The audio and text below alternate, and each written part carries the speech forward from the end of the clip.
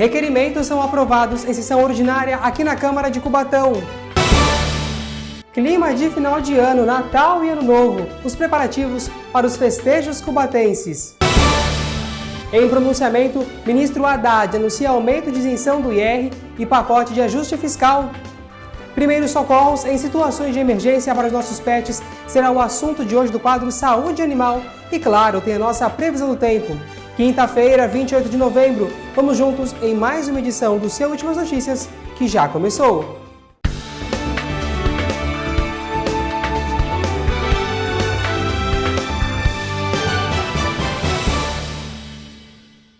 Olá, boa noite para você. Diversos requerimentos foram apresentados pelo vereador Rochinho na última sessão ordinária, realizada aqui na Câmara Municipal de Cubatão. O vereador Fábio Alves Moreira, o Rochinho, apresentou vários requerimentos da 43ª sessão ordinária da Câmara de Cubatão.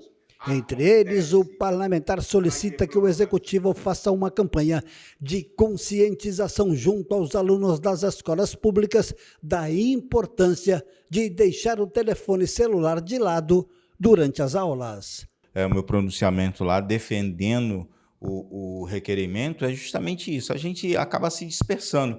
Você vai ver ali uma mensagem, você vai dar mensagem por vídeo, do vídeo por uma notícia e passa tempo. E com isso a gente acaba desfocando. E dentro da sala de aula é muito prejudicial para as crianças, para os adolescentes hoje, com essa questão aí dos celulares. Então a lei foi aprovada no estado de São Paulo, tem uma tramitação de lei no mesmo teor no Congresso Nacional, mas também o meu requerimento vai de encontro ao quê? Justamente a gente fazer a campanha de conscientização, convencer a criança, o jovem e o adolescente ali, de não levar o celular, que a gente acaba ficando curioso para evitar o quê? O confronto até mesmo dentro da sala de aula com professores, diretores. Então, por isso o requerimento. Eu tenho essa dificuldade em casa com meu filho de 14 anos. Vários outros pais têm o mesmo problema. Então, esse é o intuito, de conscientizar. Tem a questão da relação interpessoal. Nós temos ficado muito sem esse contato pessoal, de conversar, olho no olho, apertar a mão. Isso se agravou depois da pandemia. Isso não é o Rochinho que está falando. São estudiosos, são professores, são médicos, são psicólogos, que fala da importância da gente desapegar do celular. Por isso que é a nossa luta aí com o nosso requerimento. Agora, vereador, as férias de final de ano estão chegando. Junto com ela vem a temporada do calor do verão. E o senhor pediu também um reforço com relação à Operação Verão para a cidade de Cubatão. Isso é uma questão muito grave na nossa cidade, né? Nós estávamos aqui numa reunião online e pontuamos isso.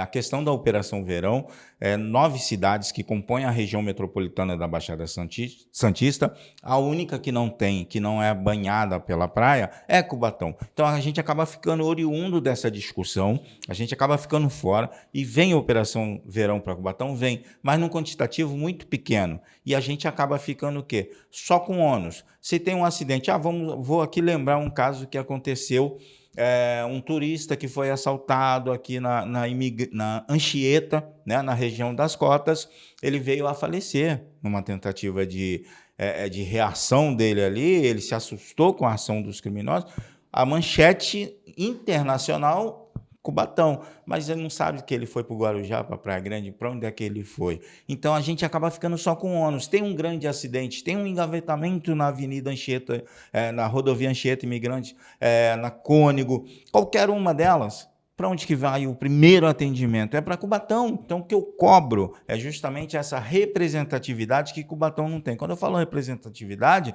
é questão de deputados estaduais, federais, aqui realmente abrace junto com o município, junto com o governo municipal e bata na porta do governo do estado, do governador Tarcísio. Queremos sim a Operação Verão. Não é porque nós não temos praias que nós não precisamos da operação delegada. O efetivo para Cubatão é sempre o menor. Eu ouvi isso, por exemplo, da Secretaria de Segurança Pública, vou preservar o nome das pessoas, porém, como policial, ele teve uma situação lá de rebeldia. Ele vai ser punido. Sabe para onde ele é mandado? Para Cubatão. Então a gente não quer isso, a gente quer que o pessoal venha para cá para trabalhar, para cumprir o seu papel, e a municipalidade, os nossos munícipes e os turistas que circulam pela região tenham segurança na sua volta para casa. É isso que a gente quer, é isso que eu cobrei no requerimento, que a gente tenha essa representatividade junto aos deputados estaduais e federais, junto com o governo municipal. Faltam apenas 3 dias para dezembro, mês que muitas pessoas celebram o Natal.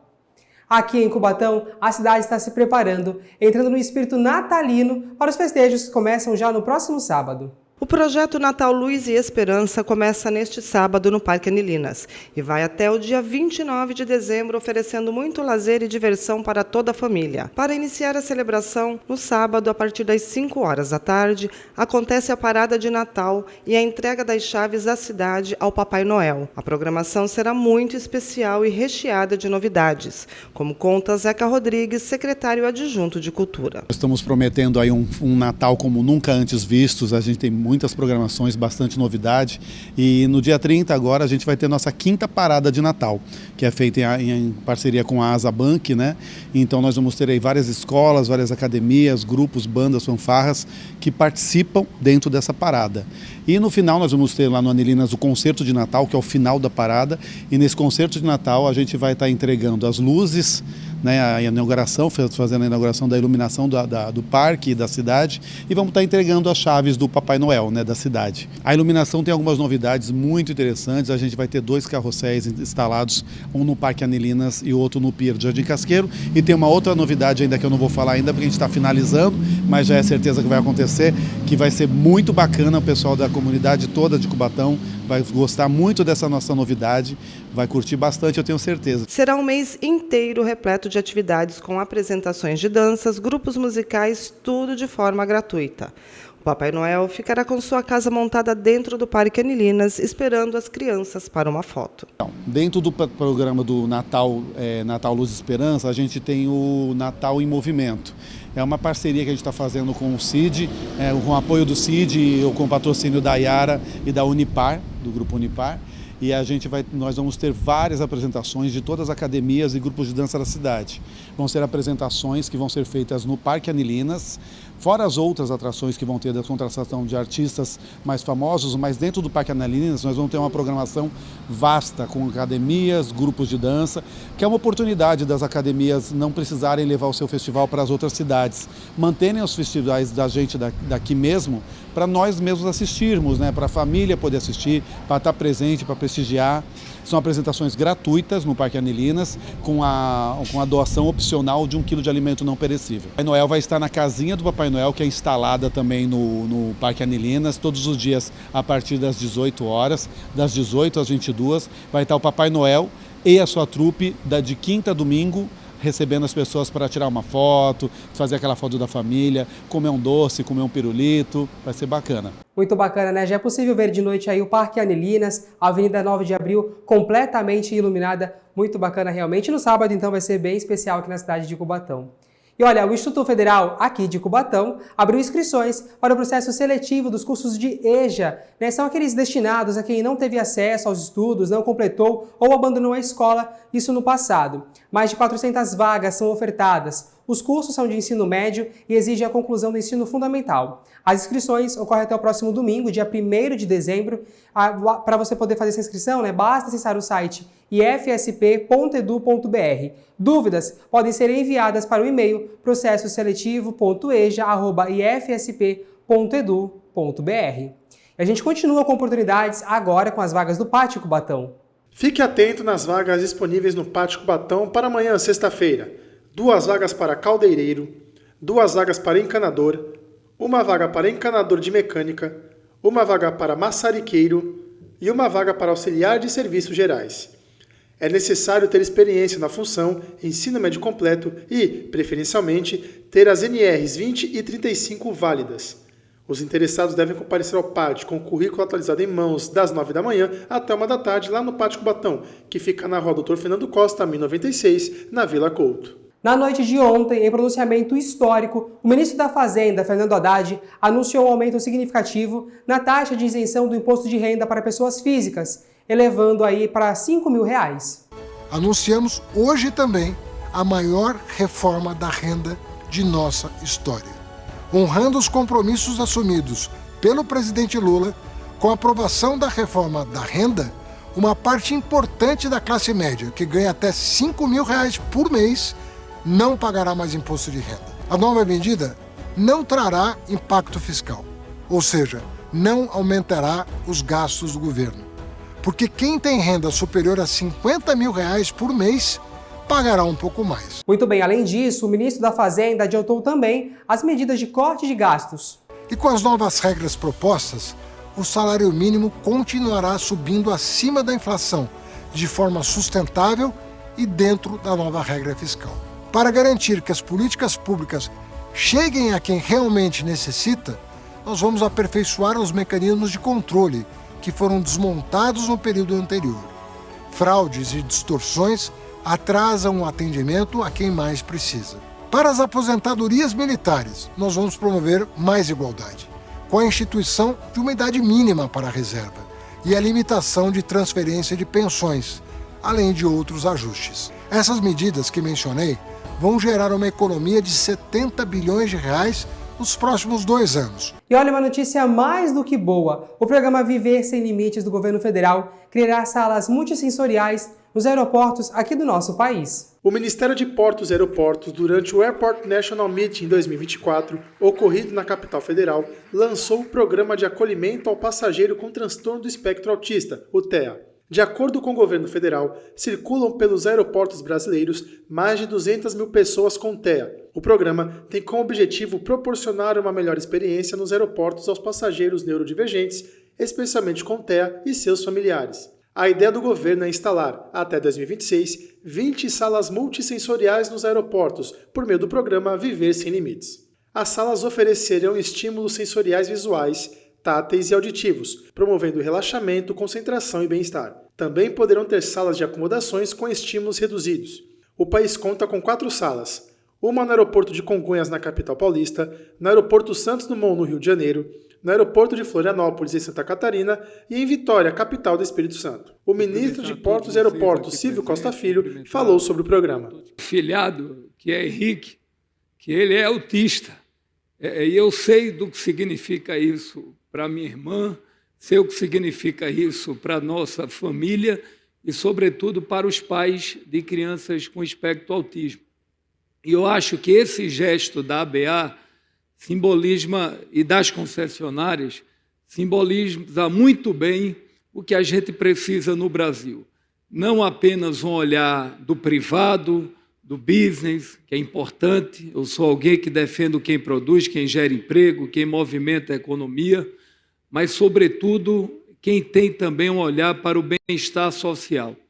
E acho que hoje a gente está dando um sinal claro ao Brasil da importância das concessionárias, não só para o desenvolvimento econômico, para a geração de emprego, mas, sobretudo, um olhar social, Alexandre, para aqueles que precisam de uma atenção, muitas vezes, não só do poder público, mas do poder privado. Realmente muito bacana, né? E eu lembro que nós falamos sobre esse tema aqui em uma reportagem especial sobre TEA que fizemos há um tempo atrás na programação da TV Câmara Cubatão, né? Foi o que disse aí a nossa entrevistada na ocasião. Realmente muito bacana. E olha, atenção que agora tem alerta para você. O Ministério dos Transportes disse que não haverá mudança nas regras da CNH a partir de janeiro do ano que vem. Um projeto está em tramitação na Câmara dos Deputados, em Brasília, para diferenciar habilitações de veículos automáticos e manuais. Apesar disso, o ato está em fase inicial e sem previsão de implementação. Então, não acredite em informações falsas que circulam em grupos e também nas redes sociais. A hipertensão é uma das principais causas de morte das Américas, né? E atinge uma em cada 3 pessoas no mundo. Um levantamento da OMS, Organização Mundial da Saúde, revelou que 1 em cada 3 pessoas em todo o mundo sofre de hipertensão. Uma doença silenciosa que é uma das principais causas de morte de todas as Américas. De acordo com dados da OPAS, Organização Pan-Americana da Saúde, o número de brasileiros com problema de pressão alta foi recorde em 2023. O levantamento mostrou ainda que quase 1/3 da população brasileira tem hipertensão. A hipertensão arterial se caracteriza por um aumento na pressão dentro das artérias. E isso pode ser provocado por vários fatores. Existem dois tipos de hipertensão arterial. A primária, que é essencial, que é a mais comum, é aquela que não tem uma causa específica. Mas existe a secundária, que pode ser provocada por aumento de ingestão de sal e sódio no nosso organismo, falência no trabalho renal, pode estar ligado à alimentação, pode estar ligado a distúrbios hormonais e também a alguns medicamentos. A hipertensão é um dos principais fatores de risco para o desenvolvimento de doenças cardiovasculares, como explica o especialista. Toda vez que eu tenho uma elevação de pressão, eu tenho também um aumento no trabalho cardiológico. E isso pode levar a algumas condições, como, por exemplo, infarto, insuficiência cardíaca, arritmia cardíaca, e um dos principais motivos, aumento no tamanho do ventrículo esquerdo, que nós chamamos de hipertrofia ventricular. Quando eu tenho uma hipertrofia ventricular, o grande problema que ela causa é exatamente fazer com que o coração se torne mais fraco, e isso acaba levando a uma condição chamada de insuficiência cardíaca. Dr. Regis fala sobre algumas das consequências da hipertensão e alerta sobre a aferição da pressão arterial. Uma das doenças que está diretamente ligada a níveis altos de pressão arterial é o que popularmente chamado de derrame, que na verdade é o acidente vascular cerebral, onde eu tenho um aumento muito grande nos vasos cerebrais e podendo até romper esse vaso, fazendo com que eu tenha uma liberação de sangue dentro do cérebro, formando um coágulo, e isso acaba comprometendo todo o trabalho de funcionamento do nosso cérebro. A pressão arterial ela é medida da seguinte forma: eu tenho dois números, como a maioria das pessoas já sabe, que eu tenho a máxima e a mínima. O que significa a máxima e a mínima? O que significa é que a pressão arterial máxima significa quando o coração contrai, e a mínima é exatamente quando o coração relaxa. Então, qual é o nível ideal que é considerado já hipertensão? Qualquer pressão acima de 15 de máxima e 10 de mínima.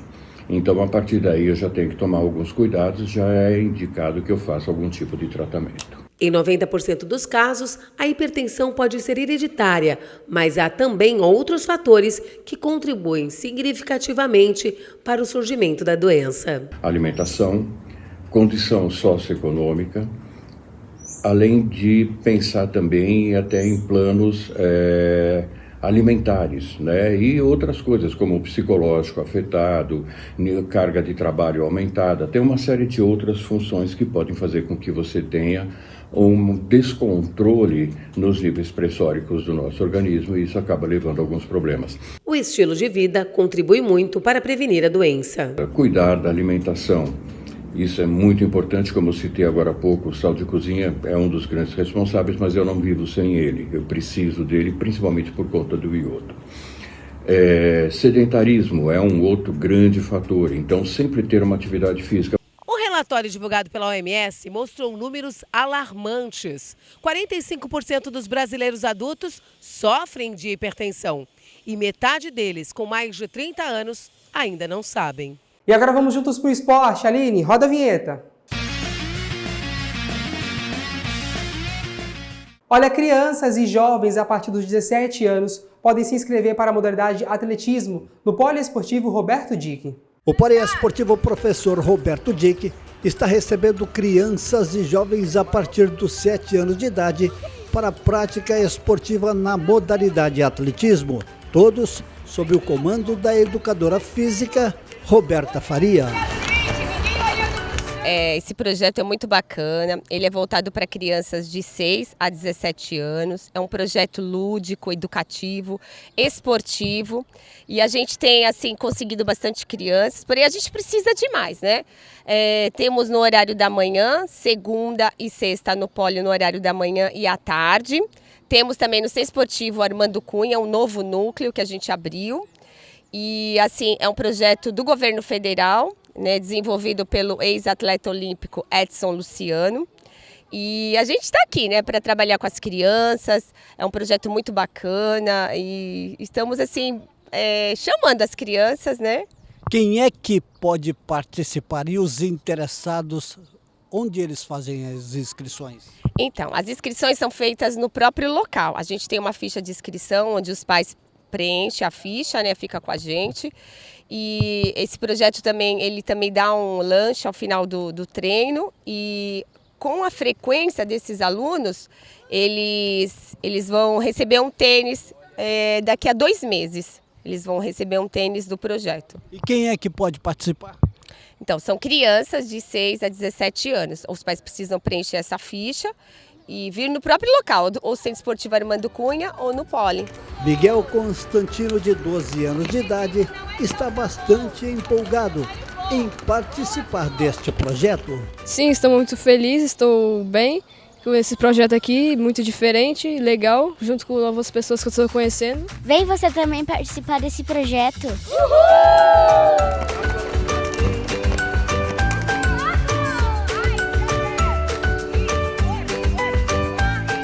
Depois do intervalo, primeiros socorros em situações de emergência para os nossos pets será o assunto do quadro Saúde Animal desta edição. E claro, tem a nossa previsão do tempo, com o tempo mudando, vem mudança por aí, nós vamos detalhar para você logo mais. Até já! No Brasil, de cada 14 potenciais doadores de órgãos, apenas 4 realizam a doação. A recusa familiar é um dos principais obstáculos e um dos principais motivos é a ausência de diálogo sobre o assunto. Pensando nisso, reunimos algumas famílias e perguntamos: você quer falar sobre doar órgãos? Não. Não. Não. Falar de doação não é fácil. Eu sei a importância que é, mas não nem consegui falar. Porque falar sobre doar órgão é falar sobre morte. Agora, pedimos para que integrantes de cada família saíssem da sala. Então, refizemos a pergunta: e se seu filho, seu marido, pai, precisasse de uma doação? Você falaria sobre doar órgãos?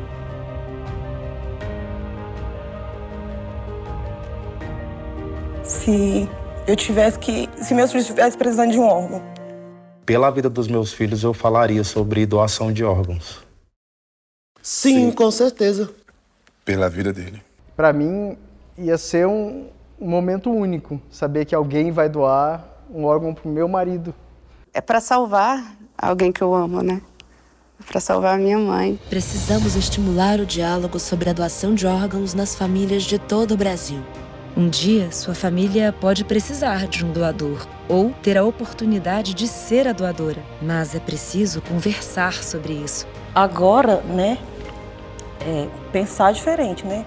Conversar com as crianças sobre isso. Se um dia Deus me levar primeiro do que os meus filhos, né, eu quero ser uma doadora de órgãos. Doação de órgãos. Precisamos falar sim. Ministério da Saúde, Brasil, Governo Federal.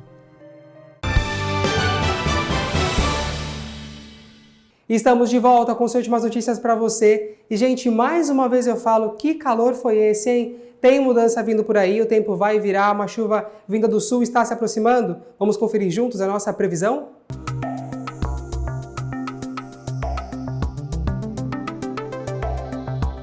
A sexta-feira tem previsão de céu nublado e chuva ainda pela manhã. Há probabilidade de chuva também na parte da tarde. As temperaturas têm leve queda variando entre 23 e 30 graus. Os ventos são fracos durante todo o dia e a umidade relativa do ar fica entre 83% e 100%.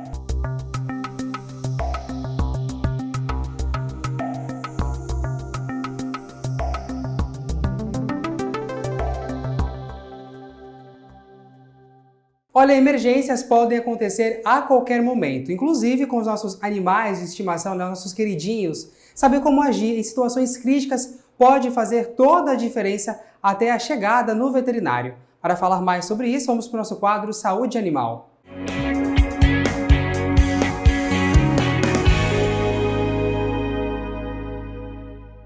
Mais uma vez comigo no estúdio eu recebo a doutora veterinária Tati Arick, ela vai explicar para a gente então melhor. Antes de tudo, doutora, mais uma vez obrigado pela participação, ótima noite para você. Uma boa noite, muito obrigada por mais um convite. Doutor, então por que é essencial que os tutores saibam o básico aí, né, para poder fazer esse primeiro socorro, esse atendimento aí de primeiro momento para o pet? Com certeza, é muito importante esse primeiro socorro, mas sempre lembrando que é para a gente ganhar tempo para levar até o veterinário mais próximo. Isso faz toda a diferença, essa corrida para o veterinário, que é muito, muito importante. Em casa, o tutor deve ter um kit ali de primeiros socorros? O que seria o básico para ele ter em casa para poder ajudar o bichinho? Olha, um kit de primeiro socorro que a gente pode deixar ali disponível seria gases estéreis, um carvão ativado em pó, que você acha em pet shop, né? Você pode usar uma água corrente, isso a gente encontra, né, em casa, na torneira. Digamos que, basicamente, acredito que isso mesmo seriam os principais. De repente, um papelão, um esparadrapo, um micropore, no caso de alguma fratura. Tá? Assim, de cabeça, eu acho que isso seria o essencial. Lembrando que é para ter em casa, não é o que o veterinário vai fazer, que lá no veterinário já é algo bem mais específico, né? Sim. Doutora, quais são os tipos de emergências mais frequentes que acontecem com os cães e com o gatinho? Acredito eu que você na clínica, né, deva receber as mais variadas situações, mas quais são as mais comuns, doutora? Olha, envenenamento pode acontecer, infelizmente. Entendi. Queda, que pode ocorrer uma fratura no animal. Engasgos podem acontecer também. Queimaduras também são bastante frequentes, entre outras emergências que ali no momento da intercorrência a pessoa vai identificar. Cortes também, cortes profundos ou superficiais que sangram bastante, também são uma das emergências bastante encontradas nesses casos aí dos pets. Doutora, você falou sobre o engasgo, né? Como é que o tutor pode fazer ali? Existe algum mecanismo, alguma prática a ser feita quando o bichinho vem a se engasgar? Porque, querendo ou não, é algo comum que acontece também com os pets, assim como acontece com a gente. Sim, sim. Tem uma manobra que, inclusive, ela é utilizada em seres humanos, né? Que você pega o dorso do animal, encosta sobre o seu peito, e aí você põe a mãozinha embaixo das costelas e faz uma pressãozinha no abdômen. O intuito é eliminar esse objeto que está ali obstruindo as vias.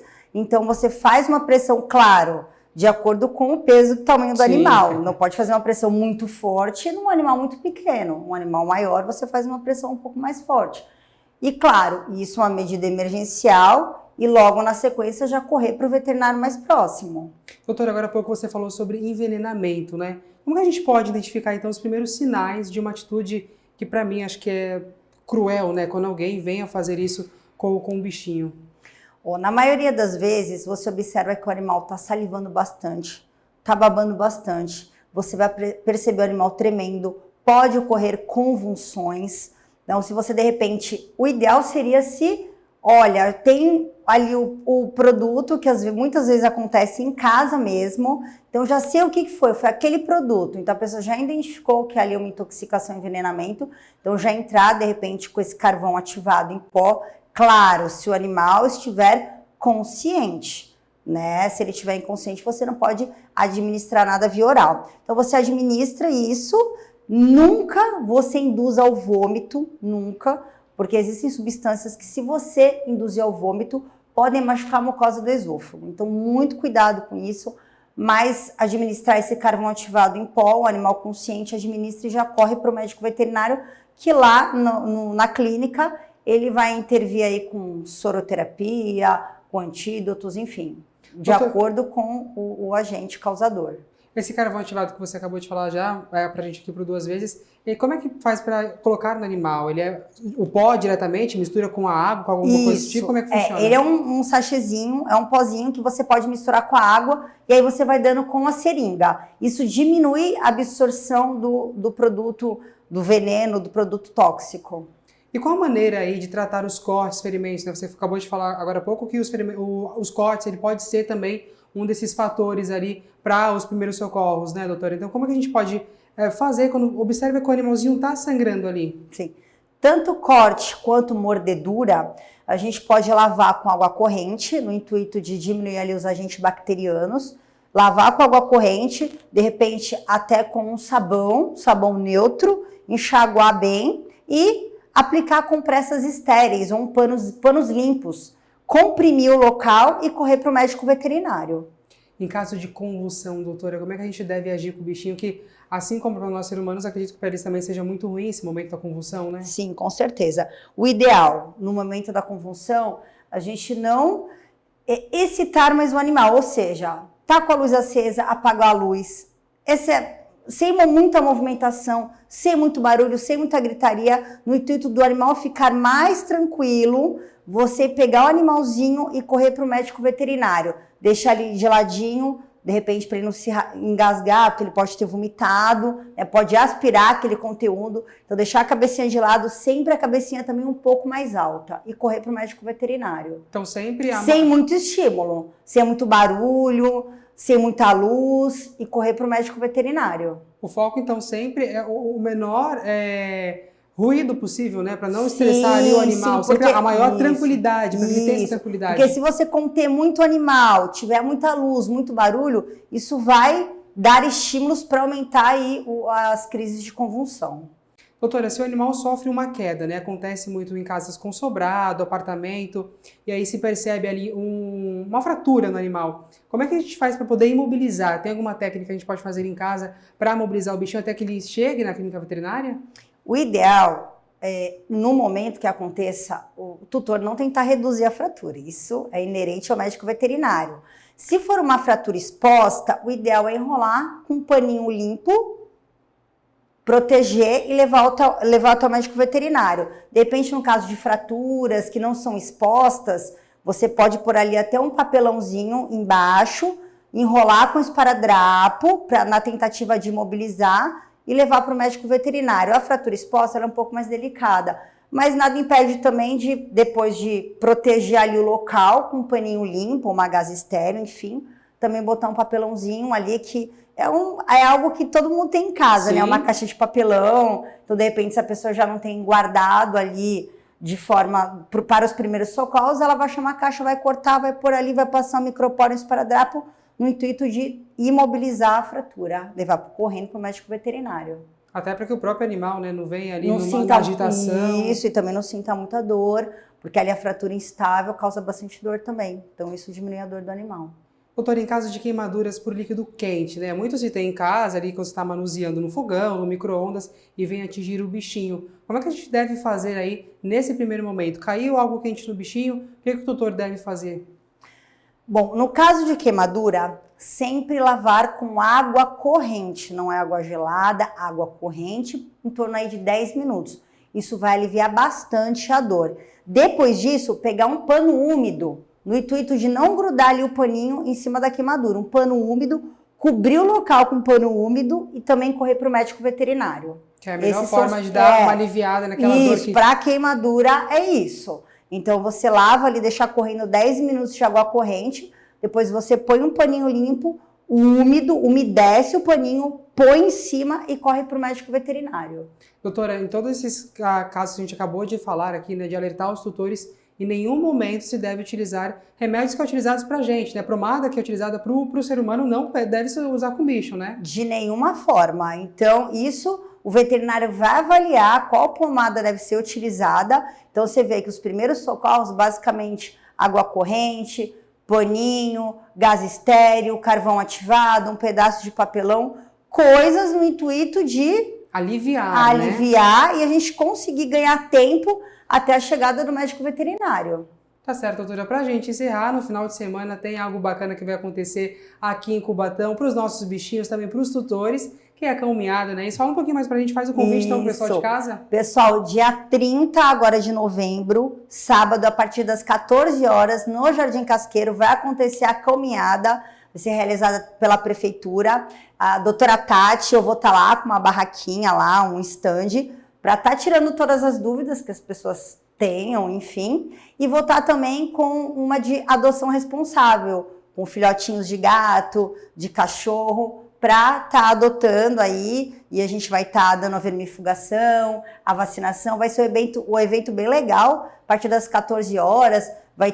Vão ter empresas de ração, vai ser muito legal. Então, das 14 em torno às 18 horas, sábado no Jardim Casqueiro. Para quem querer participar, é só comparecer. É só aparecer lá, só comparecer. Tá certo, doutora, muito obrigado. Ótima noite para você e até o próximo Saúde Animal. Eu que agradeço, uma boa noite para vocês.